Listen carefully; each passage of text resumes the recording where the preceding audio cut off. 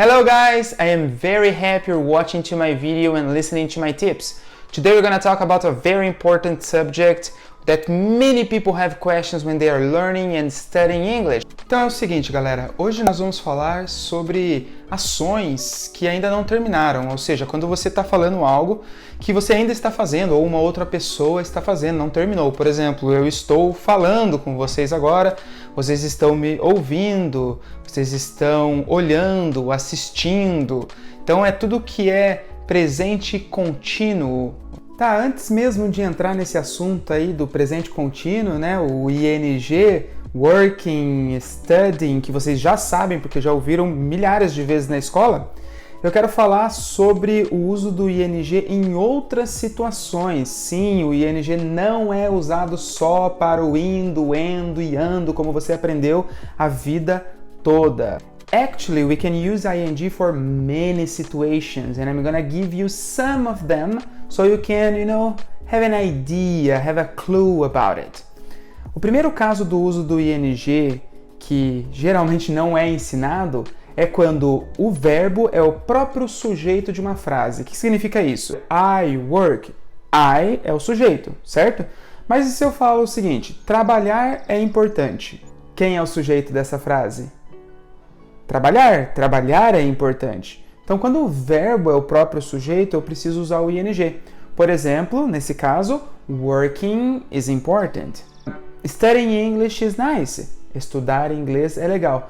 Pô, mas estudar não é to study, então não seria to study English is nice? Não. Se o verbo é o sujeito da frase, eu preciso usar o ING. Um outro caso do uso do ING é quando eu tenho um verbo depois de uma preposição. Por exemplo, I'm thinking of buying a new car. Eu estou pensando em comprar um carro novo. Mas por conta do of, o próximo verbo tem que vir no ING. Of buying a new car. Eu não posso falar I'm thinking of to buy a new car. It's wrong. You gotta say of buying a new car. Essa situação do uso do ING vem tanto depois de preposições quanto de advérbios. Nós temos outros exemplos como I'm gonna play soccer after working. Eu vou jogar futebol depois de trabalhar. I'm gonna buy a new car after selling my house. Eu vou comprar um carro novo depois de vender a minha casa. Ué, mas vender não é to sell? É, mas eu não posso falar after to sell. Tem que falar after selling. Então é só uma pincelada rápida para mostrar para vocês que o ING não é só o presente contínuo, não é só o indo, endo e ando. Eu estou falando, vocês estão ouvindo. E pode perceber que em português nós temos umas características, né? Dependendo do grupo de verbos, a terminação é diferente. Por exemplo, eu estou assistindo, termina com indo. Agora, comer, comendo, não é comindo. Certo? O verbo andar, por exemplo, é andando, né? Eu estou andando, então eu estou assistindo, estou andando, estou comendo, ando, endo, indo. Já devem ter escutado isso, né? Já em inglês é bem mais fácil, muito mais fácil. Por quê? Porque nós temos uma terminação apenas, o famoso ING, ING. E basicamente eu pego a base do verbo, por exemplo, o verbo to work, e coloco o ING no final, working, certo? Então, eu estou trabalhando, I am working, I am talking, I am listening, I am studying. Hello guys, as you can see we are in the Central Park, New York City. E hoje eu quero falar para vocês sobre o uso do ING no presente contínuo.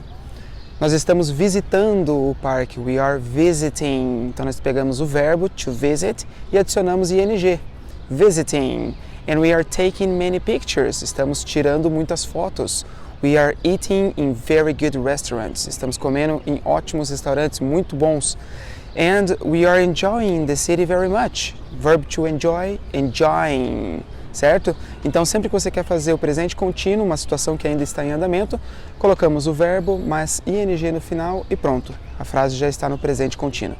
Tá, eu acho que já devem estar aparecendo algumas dúvidas, né? Por exemplo, como que eu vou saber qual é o verbo estudar em inglês? Bom, esse é um outro tópico, você realmente precisa aprender a base dos verbos. Estudar, por exemplo, é to study, trabalhar, to work, viajar, to travel. E aí você aplica o ing ou presente contínuo em cima desse verbo. Working, studying, traveling. Um segundo ponto é, tá, e como que eu aplico isso em uma frase completa? Como que eu posso realmente criar um diálogo com isso? Bom, a primeira coisa, a gente sempre precisa de um sujeito, né? O sujeito é aquele que realiza uma ação.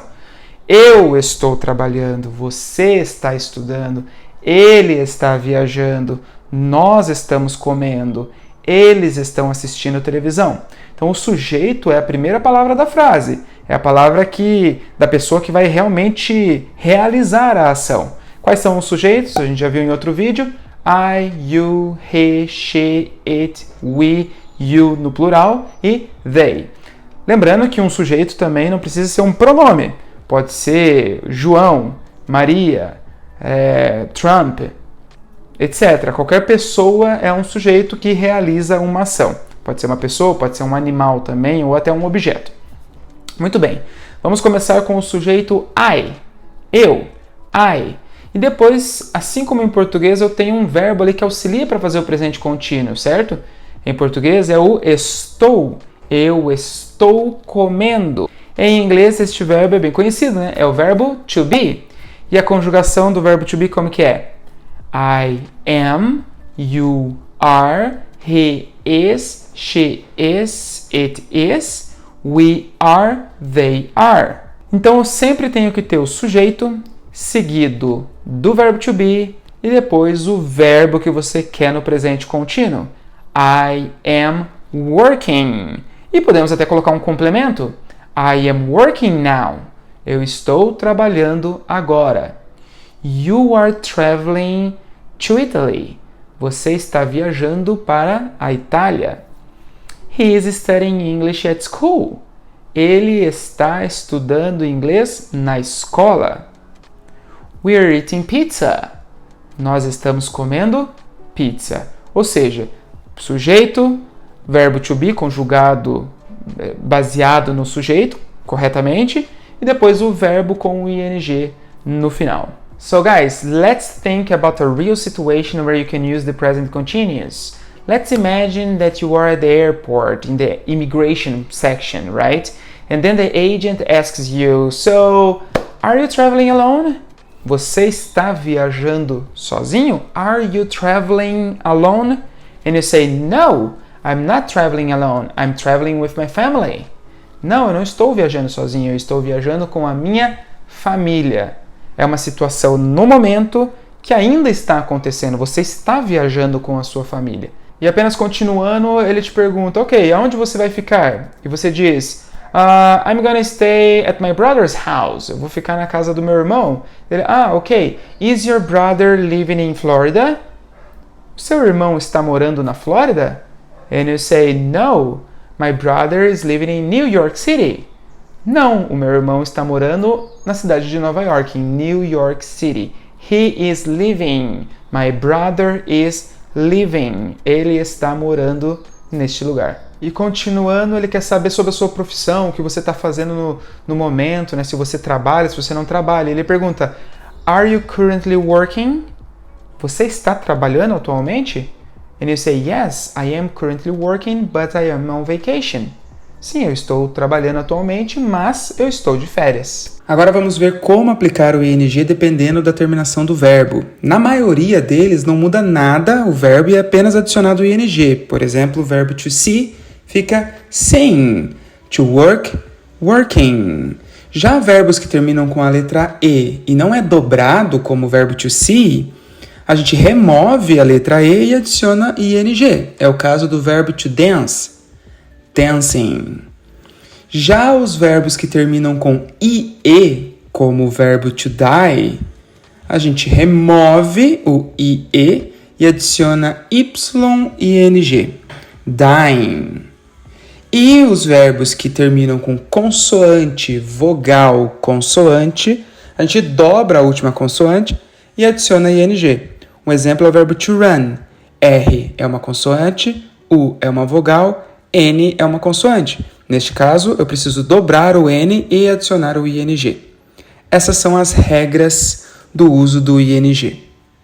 Um ponto importante que não dá para esquecer é que está sendo usado o verbo to be. E com isso, quando for fazer a pergunta, tem que usar o verbo to be como auxiliar. O verbo to be é auxiliar dele mesmo. Então ele vem para o início da frase, no caso antes do sujeito. Are you traveling alone? Who are you traveling with? Com quem você está viajando? I'm traveling with my family. E na negativa, eu também uso apenas o not junto com o verbo to be. Eu não uso don't, doesn't, didn't, qualquer outro auxiliar. É o próprio verbo to be. Ou seja, eu não estou trabalhando no momento. I am not working at the moment. I am studying English. Are you traveling alone? I am not traveling alone. I am traveling with my family. Então, eu simplesmente coloco o not depois do verbo to be. I am not. You are not. He is not. He's not studying Spanish. He's studying English. She's not learning Japanese. She's learning Chinese. I hope you have enjoyed this video, guys. I see you on the next one. Bye. Have a good one.